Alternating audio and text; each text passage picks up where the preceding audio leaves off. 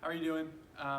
Day 3 of quarantine for most people, I guess. So we have another devotional thought today, and I had to give a devotional thought for the youth kids yesterday, so it just so happens to work out that I'm basically going to give you the exact same message. So here we go. I'm in Psalms chapter 3. I'm just going to read the first couple of verses, and we'll just give a little thought on that. A psalm of David when he fled from Absalom his son. O Lord, how many are my foes? Many are rising against me. Many are saying of my soul, there is no salvation for him in God. Selah.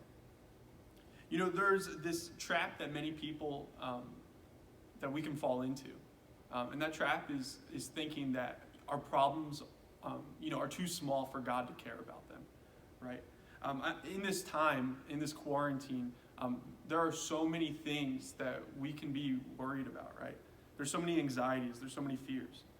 With COVID-19, there's obviously the fear of getting sick. There's the fear of loved ones who have this sickness, that it could be harmful for them. There's the fear of being quarantined, especially if you have depression or something, right? Being unable to get medication, of losing jobs, of the economy. And while we might be telling ourselves that God doesn't care about us, the truth is, or not care about us, but care about these little problems, these things that we say are little problems. The truth is that God does care about them, that God does care about us. And if we're praying and we're asking Him to take these away from us, if we're asking Him to ease these, that's what we should be doing. That would be proper in our lives, is to be praying, asking God to help us in these areas.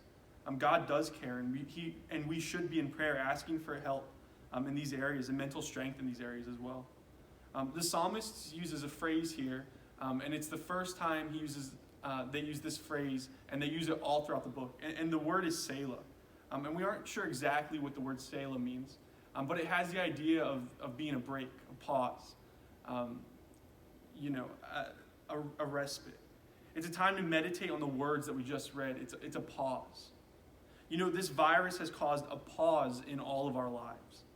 We've been forced to slow down, to stay in. And in doing so, we have an awesome chance to spend this time with the Lord in His Word and prayer. It makes me think of the Ephesians needing to go back to their first love. This world is crazy, and it's so easy to get off track. So my encouragement to you is this. Don't look at this time at home as disastrous. Don't take your eyes off of the one in control of this entire situation. Be in prayer. Be mindful of what God has for you in this time.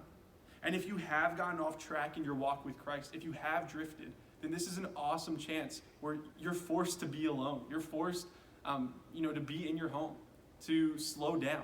So just take this chance, take this opportunity to be again with God. That's what I have for you today.